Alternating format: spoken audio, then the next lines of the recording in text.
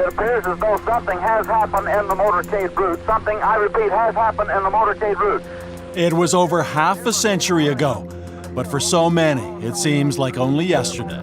From Dallas, Texas, the flash, apparently official, President Kennedy died at 1 p.m. Central Standard Time. And for 54 years, there have been questions about the official story. Was Lee Harvey Oswald really the killer? Did he act alone? Was it a conspiracy? Did you shoot the president? I didn't shoot anybody, no, sir. The official story just doesn't hang together. And so people are still hungry for information about this shocking event. And they realize that the story they've been given is false. But now thousands of secret files have finally been made public. Classified documents about the Kennedy assassination, hidden away for decades at the National Archives in Washington, triggering a kind of historical feeding frenzy online and on air. Today's much anticipated release of highly anticipated documents. The release of previously classified documents. Thousands of never before seen classified documents. Documents like this one from the FBI director 2 days after the assassination. We need to convince the public Oswald is the real assassin. So can those recently released records explain the inexplicable? Actually, the president's death was preventable and may have been easily prevented if somebody had just read through the files at the FBI and the CIA. Ahead, the fight over the documents that may disprove the official story of what happened on November 22nd, 1963, and why. There was this fella Oswald, and we didn't really know much about him, and he came out of nowhere and shot the president. And what these files show is that's a cover story. That was not true. Friday morning, 11:37. The president's jet lands at the Dallas airport, Love Field. It all began on the morning of November 22nd, a Friday. But the outwardly warm reception in Dallas masked the outright hatred many in Texas felt for the president. 1963 was the height of the Cold War, and that morning, full-page right-wing newspaper ads called him a traitor, with accusations of being soft on communism. Anti-Castro Cubans seethed at his reluctance to invade and liberate their homeland. But as the presidential limousine carrying the Kennedys and Texas Governor John Connally and his wife wended its way through downtown Dallas just before 12:30 p.m., the route was lined by a crowd many deep. Suddenly, there were gunshots. The president's head jerked back and to the left. Then the motorcade sped away. It's official now. The president has been assassinated. But consider this. In the months before that killing, a most unusual movie was shot in and around Washington, D.C. And I will not resign voluntarily. I'm going to fight you. And then we'll see which one of us the United States is willing to follow. 7 days in May was the story of a military coup against the American president. I'm suggesting, Mr. President, there's a military plot to take over the government. There are some who will say, it can never happen here. Incredibly, at the same time, it seems President Kennedy was openly worried about the possibility of a coup. The story made its way to Brian McKenna, then a young Montreal Star reporter, from a Canadian admiral assigned to the Pentagon. And he told me he couldn't understand how openly they talked about a coup, how openly they talked about 7 Days in May, which was a novel that was being turned into a movie. That brought a secret presidential messenger to death in a plane crash in Spain, the day a senator of the United States was held against his will. He found it shocking, actually. He found it, he said it was basically sedition they were speaking, but they were planning something. He had this sense. They were planning something definitely. What's more, when McKenna contacted the movie's director, he learned the film had been encouraged by none other than President Kennedy. And he said, Pierre Salinger, the press secretary to John Kennedy, called me one day and said, the president will give you the White House for a weekend to shoot, but he wants you to make that story, that book, into a movie. as a warning to Americans of what is possible out there. It was a shocking scenario, a government takeover, the killing of a president. But in just a few weeks, John Kennedy himself would be dead. The tragic events have been a journalistic touchstone for Brian McKenna ever since. No, nothing comes close. Nothing comes close to the Kennedy assassination, and the greatest murder mystery of the 20th century, clearly. And before long, McKenna joined the CBC, where he produced this. The fifth estate investigation of the Kennedy killing, on its 20th anniversary, drew almost 3 million viewers, the show's biggest audience ever. 20 years ago today, President John F. Kennedy was assassinated in Dallas. The president's brother, Robert Kennedy, then Attorney General, was haunted by the possibility of a conspiracy. And it started with this man. In the fall of 1963, Lee Harvey Oswald was on the move, based in Dallas, but seen distributing pro-communist pamphlets in New Orleans, and traveling to Mexico City, where he sought visas from the Soviet embassy and Cuban consulate. However, the new documents reveal that if Oswald thought he was under the radar, he certainly was not. Oswald kind of came to the attention of the CIA in 1963 in two places. In New Orleans in August 1963, and in Mexico City about 6 weeks later in October of 1963. Investigative journalist Jeff Morley says the newly released files detail the extent of American surveillance of Lee Harvey Oswald, especially in Mexico, by the CIA.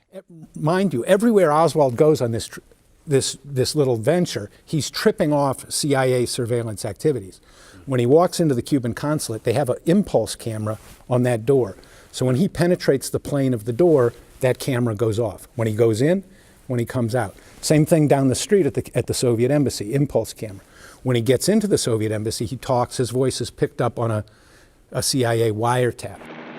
What's more, Jeff Morley says, the files also show that back in 1963, in Dallas, the FBI had its eyes on Oswald too. They knew where he was, and they were visiting him and his wife on a regular basis just to kind of check in with them. Incredibly, given all that, somehow Lee Harvey Oswald found himself in Dallas at the very same time as the president, armed with a rifle, and apparently away from the prying eyes of the CIA and FBI. How could that be? Author Jeff Morley. And so the question is, were they incompetent? Nobody in the CIA or FBI does anything, and they're just asleep at the wheel. That's one theory. That's the official theory. Everybody was just asleep at the wheel, and he just slipped past us. The other theory, which I lean more towards, is somebody was watching Oswald the whole time, and that's proven by these documents. After the break, what role do those new documents show the CIA played in the assassination of JFK? There's two crimes here. One is the murder itself, and the second is the cover-up of the murder. And what we were witnessing with all of these things happening was the cover-up of the murder. The story doesn't end here. Like the Fifth Estate's Facebook page so you can follow our investigations. We will post updates on stories and special video features that take you deep inside.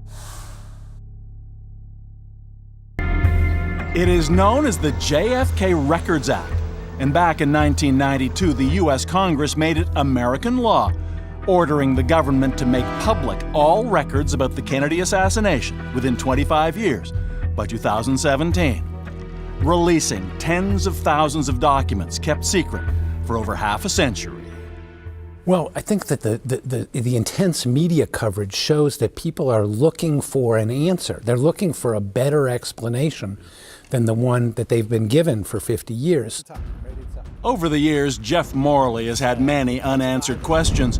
The former Washington Post reporter now writes a JFK website and has authored several books about the assassination and the CIA.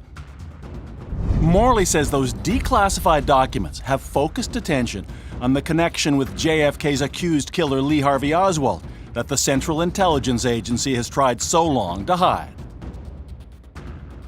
You gotta wonder, why go through all that effort if it's so obvious that this one guy killed the president for no reason? So to me, it's almost self-evident that the government is hiding something that's highly embarrassing to them about all of this. Which takes us to Dallas on November 22nd, 1963, and the facts uncovered by the Fifth Estate broadcast on the assassination's 20th anniversary. Along with the material recently released, it is more troubling than ever. The president's car is now turning onto Elm Street, and it will be only a matter of minutes before he arrives at the trademark. It was almost 12:30 p.m. as the Kennedy motorcade passed the Texas School Book Depository, and gunshots rang out. From the beginning, there were questions about the fatal shots. It appears as though something has happened in the motorcade route. Something, I repeat, has happened in the motorcade route. After the first bullet struck, just 5.6 seconds elapsed until the final shot. This FBI simulation concluded Lee Harvey Oswald, said to be a poor marksman as a Marine, had somehow fired 3 bullets in those few seconds, hitting the president, wounding Texas Governor John Connally, then the lethal shot that killed Kennedy.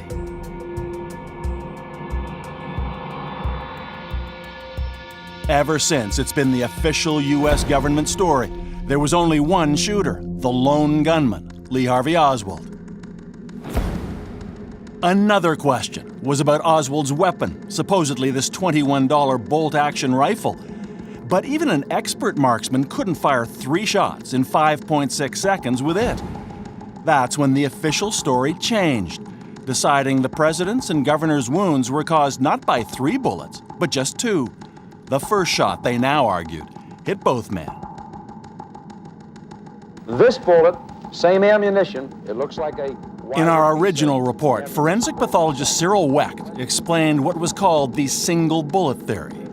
Single bullet theory says that one bullet struck the president in the back, coursed through his upper chest, exited from the front of his neck, re-entered John Connally's back, pierced the right lung, collapsing it, severed a vein, artery, and nerve, broke the right fifth rib, destroying 5 inches of that bone, exited from the front of the governor's right chest, re-entered the back of the governor's right forearm, caused a comminuted fracture of the distal end of the radius, a very thick bone, partially severed a vein, artery, and nerve, exited from the front of the governor's right wrist, re-entered the governor's left thigh, went all the way down to the femur, the big bone in the thigh, bounced back, came out through the same small hole in the skin, fell into the governor's clothing, from his clothing onto the stretcher, and was fortuitously found a few hours later in the afternoon on Friday, November 22nd, 1963, at Parkland Memorial Hospital by a maintenance employee who was trying to get to the men's room and found a corridor blocked by stretchers.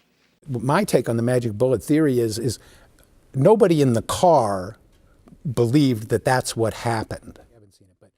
According to author and journalist Jeff Morley, the 4 other occupants of the presidential limousine rejected the magic bullet theory. Jackie didn't think that's what happened. She said, I don't remember it that way. Governor Connally said it did not happen, flatly, that the first bullet hit President Kennedy and the second bullet hit him.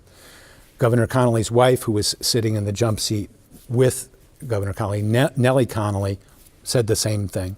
The Connollys were both hunters, experienced with guns. And Roy Kellerman, the Secret Serviceman sitting in the front seat, said we were hit with a flurry of shots, including one from the front.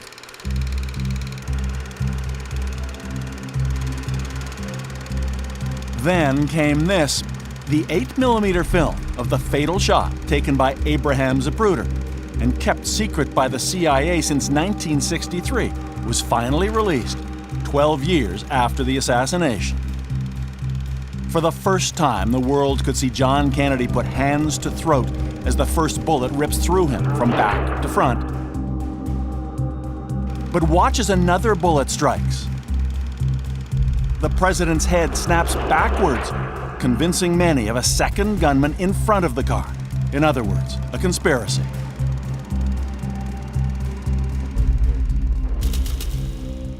In just over an hour, the Dallas police allegedly found that gunman in a nearby movie theater, then whisked him to headquarters. He was former Marine and known communist sympathizer Lee Harvey Oswald. The only record of what he said was as police escorted him through the throngs of reporters and cameras. Against the wall. All right, these people have given me a hearing without legal representation or anything. You shoot the president? I didn't shoot anybody, no, sir.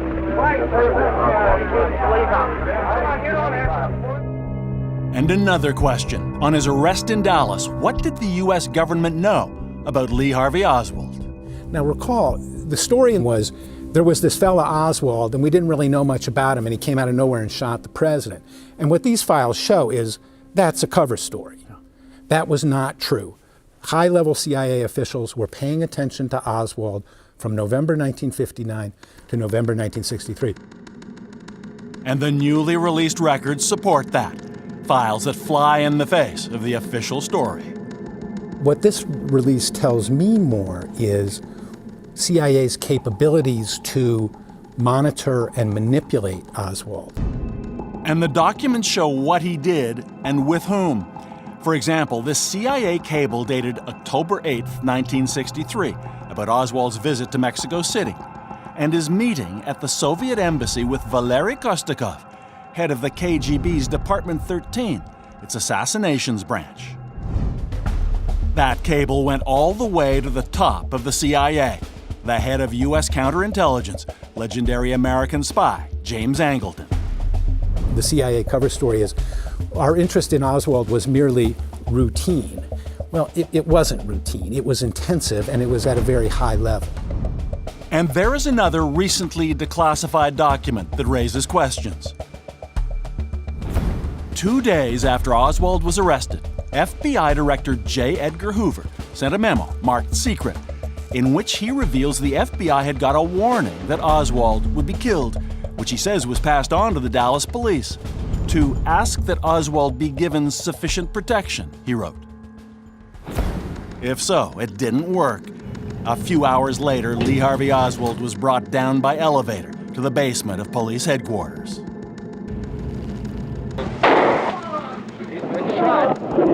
There's a shot. Oswald has a shot. Hoover says. For Jeff Morley, Hoover's memo begs the question, was it incompetence or willful ignorance? No, and that portion of the memo compounds the travesty of the chief assassination suspect being killed in police custody, because the Dallas police had been warned and they ignored the warning and took the prisoner into an unsecured area. This is the man who shot Oswald, Jack Ruby, a local nightclub owner and small-time mobster. Authorities described him as insane with grief over President Kennedy's death. They concluded that after Oswald killed Kennedy, Ruby killed him, and they both acted alone. But what about Jack Ruby's ties to the mob? What might they indicate? In our original show, Eric Malling spoke to Richard Billings, a congressional staff member who investigated the Kennedy assassination in the late 1970s. The main piece of evidence of organized crime complicity in the conspiracy is Jack Ruby. According to Billings, Ruby was a bona fide mafia member. He was working for mobsters. He was a runner for Al Capone, messenger boy when he was a kid. He worked for the mob in Chicago. Ruby was nothing else but mob. And insiders said Ruby's killing of Oswald had the hallmarks of a gangland hit, quickly approaching the victim, jamming the gun in his stomach, pulling the trigger. So why would the American mafia want to be complicit in the assassination of the president?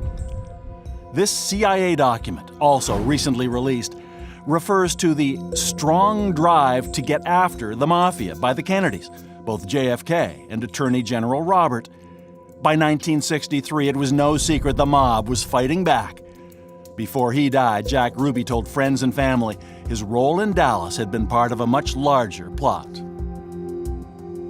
And consider this, the memo written by FBI Director J. Edgar Hoover after Kennedy was killed, also recently released. It's seen by many as proof that Lee Harvey Oswald was the U.S. government's patsy in JFK's death. Hoover wrote, "I am concerned about having something issued so we can convince the public Oswald is the real assassin."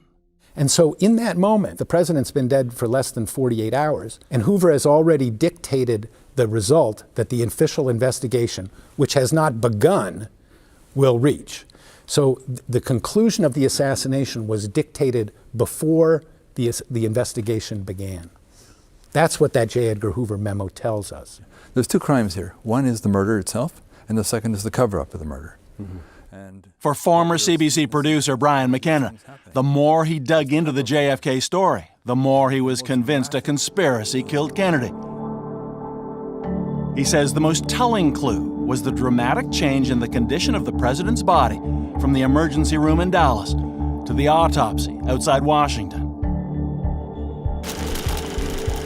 When we come back... I mean, you don't alter a body. You don't mess with dead people. And certainly not a president's body. How then? To explain this. We got the last part of the sheet off. There was just a gasp in the room. And I looked down and I said to myself, my God, there's no brain. It's all gone.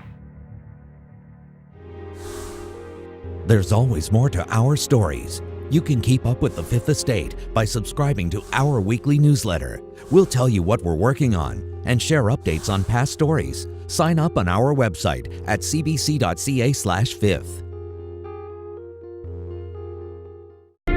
Just now, we've received reports here at Parkland. The first unconfirmed reports say the president was hit in the head. That's an unconfirmed report that the president was... To this day, the official story is that the shot that killed John Kennedy hit him in the head from behind. But is that what the autopsy showed? It's an important question because doubts about the integrity of JFK's medical records are among the most contentious issues surrounding the assassination. When Kennedy was declared dead, the doctors who had tried to save him at Parkland Hospital in Dallas gave a briefing. Little attention has been paid to it, but incredibly, what they said was the opposite of the official story. The doctors described the fatal shot, small entry wound in front, as the Zapruder film seems to show, massive exit wound in the back. What's more, they said Kennedy's brain was largely intact when they put his body on the plane for the autopsy in Bethesda, Maryland. So in Parkland, all of these doctors and radiologists and whatever saw this hole in the back of Kennedy's head, and then the body and the story switches to Bethesda, the American Naval Hospital. Brian McKenna, who produced the 1983 Fifth Estate investigation, Who Killed JFK, concluded that when the body reached the Naval Hospital outside Washington, its condition had drastically changed. And there, the doctors saw that damage to the head was not there. And, but there was the whole top of Kennedy's head was gone. And it was like, this can't be happening. I mean, it's so beyond outrage. But the facts were very clear. Everybody remembers where they were on November 22nd, and everybody had... In McKenna's landmark documentary, he followed author David Lifton, who presented evidence that he said proved the president's body had been tampered with. I mean, you don't alter a body. You don't mess with dead people, dead bodies, and certainly not a president's body. And on the other hand, there's evidence of all these different activities occurring. David Lifton had located and interviewed the people who'd been part of the chain of custody for Kennedy's body after he died.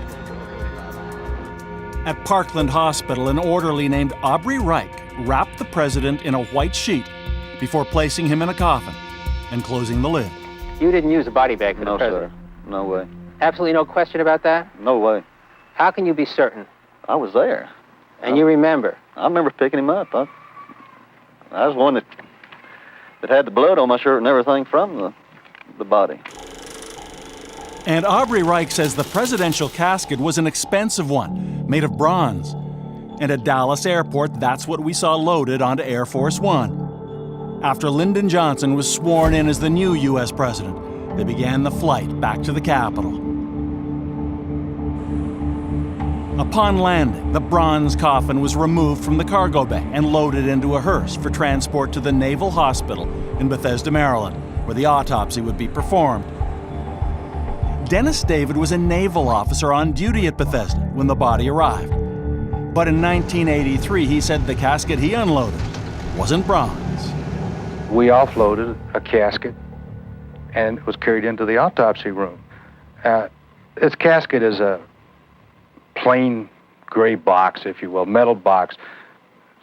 Anybody who's ever been in Vietnam would know what I'm talking about. We shipped hundreds of bodies out of there in the same type of casket. It's just a plain shipping casket. It was a very plain casket. And when It was medical technician Paul O'Connor who opened the casket in the autopsy room. There was nothing fancy about it as far as being bronze. It wasn't bronze. At the end of this hall at the Bethesda Naval Hospital, the autopsy began. If the president's body had left Dallas wrapped in a white sheet, that's not what Paul O'Connor found, as he told the Fifth Estate. You opened the whole casket up, and there was a gray body bag, zipped shut. We unzipped the body bag, and the president's body was lifted out of the body bag. It's completely naked except for a sheet wrapped around his head, a bloody sheet. But there was more. Remember, the doctors in Dallas reported the president's brain was mostly intact when it left there. But that's not what they discovered in Bethesda. We got the last part of the sheet off. There was just a gasp in the room, and I looked down and I said to myself, my God, there's no brain. It's all gone. In this photo, the man in the white medical gown was X-ray technician Gerald Custer, who says when he X-rayed John Kennedy's skull, there essentially was no brain remaining. I could fit both of my hands right inside the skull cavity. And like I had mentioned, that I brought my hands back and there were still little pieces of brain cells that I had to take off my hands, and there was still blood on it. But for some reason, the final autopsy report stated the brain they'd examined was almost complete. I don't know where they got it from. It surely wasn't the president's. As outlandish as it may sound, David Lifton believes the evidence suggests that between his death in Dallas and arrival in Bethesda, John Kennedy's body was secretly removed from the bronze coffin, his wounds surgically altered. Then he was sent ahead in that gray metal casket to arrive before the autopsy. Essentially, it was a medical forgery, seemingly intended to prove the fatal shot could only have come from Lee Harvey Oswald's gun.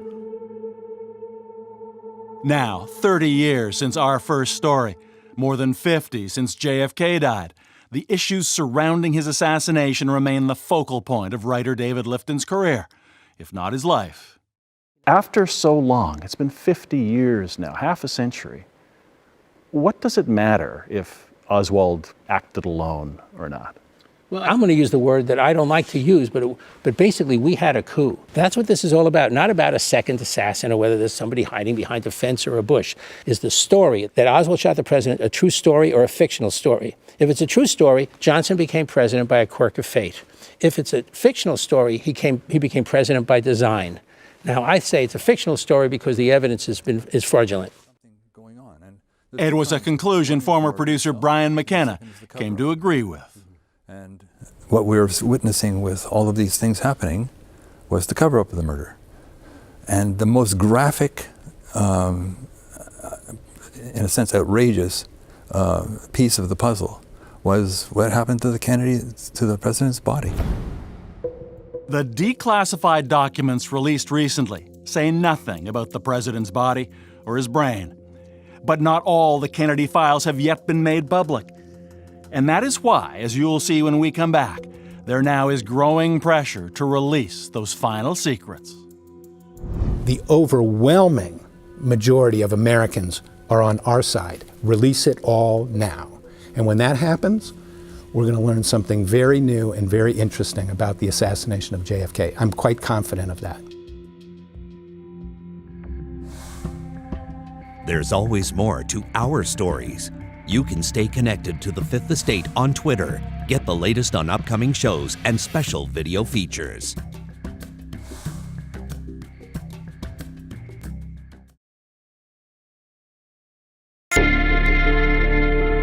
He is unquestionably an American icon, the most glamorous president ever, with a White House called Camelot for a reason. So it should come as no surprise John Kennedy's assassination would generate 5 million pages of documents, of which, even after the recent release, thousands remain in the National Archives in Washington, still kept secret. According to many who have followed this story for decades, like investigative journalist Brian McKenna, those final files are likely the crucial ones. Well, I think we're in the crown jewels now, that the fact that they're still trying to hide this stuff, there's something explosive there. I mean, all of the principal players are dead. So why are they still defending this? Why are they still, putting a stone circle around it and saying no one can go there? Donald J. Trump! Yet in the name of national security, President Donald Trump has pushed the deadline for release of the final documents to April 2018.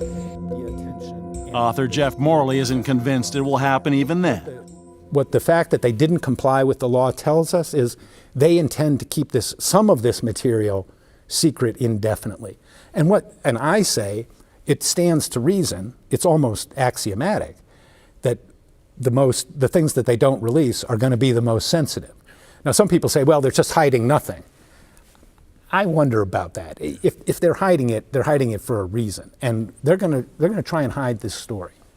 So what is still being hidden? Perhaps CIA secrets. Morley has investigated the surveillance of Lee Harvey Oswald by both the CIA and FBI, especially after Oswald met KGB assassinations officer Valery Kostakov in the months before Kennedy was killed. Oswald comes back to the United States, and the CIA never says, well, to the FBI, why don't you go go interview that guy and find out why was he talking to Kostakov? That never happened. It wasn't that the CIA ignored evidence that Oswald was a threat to the president. They ignored proof that he was a threat to U.S. security. It's a dog that didn't bark in the old Sherlock Holmes story. It's like, why? That's the thing that you would have expected to happen. The dog should have barked at Oswald, and it doesn't. And that enables him to go to Dealey Plaza. Given all the revelations, former Fifth Estate producer Brian McKenna says he's come to a troubling conclusion. I think it's pretty clear that Oswald was a CIA agent at this point.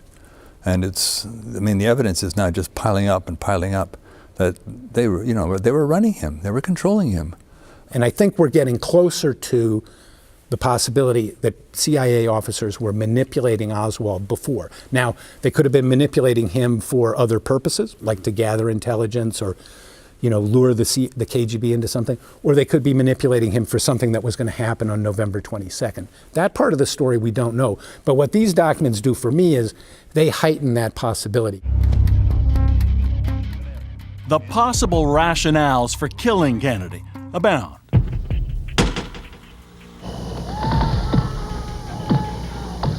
Reports he intended to withdraw U.S. troops from Vietnam. A change of heart about deposing Fidel Castro.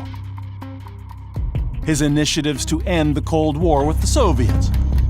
Any or all could have made Kennedy a target at home or abroad. Indeed, Brian McKenna believes that by 1963, John Kennedy's policies made him persona non grata to many in the U.S. government and military. Serious stuff. I believe there was a coup d'etat. That's what happened on November 22nd, 1963. There was this violent change in power in the United States, and it's never been the same since. Years later, in Havana with former Canadian Prime Minister Pierre Trudeau, McKenna met and spoke with Fidel Castro. Castro and Kennedy certainly had differences, but they both clashed with the CIA. It made for an interesting chat with the Cuban leader. I said, can we talk about the Kennedy assassination? And he said, yes. And I said, so was it the anti-Castro Cubans? He said, a lot of them were involved, but they couldn't have been alone. And he just said, the CIA. There may well be an institutional reluctance to release, but for those seeking the secrets, there's always hope. Do you ever expect to see that released? Yeah, I do expect it. I do expect it to be released. It's not going to be easy. The thing that people like me have going for us, the overwhelming majority of Americans are on our side. Release it all now. And as long as that's true, I think that the public pressure will be able to push all of this material out into the open. And when that happens, we're going to learn something very new and very interesting about the assassination of JFK. I'm quite confident of that. I think something's going to happen. I really do. It may take another 5-10 years, hopefully not beyond that, but I think that there's something explosive is going to happen in the Kennedy story. And I think we're going to find out there's a real reason why they're hiding documents even now. 54 years later, and counting, many are convinced the killing of President John F. Kennedy goes far beyond the lone gunman and the magic bullet that are still the U.S. government's official story. But unless and until those remaining records are finally released, the haunting question will remain as well: who killed JFK?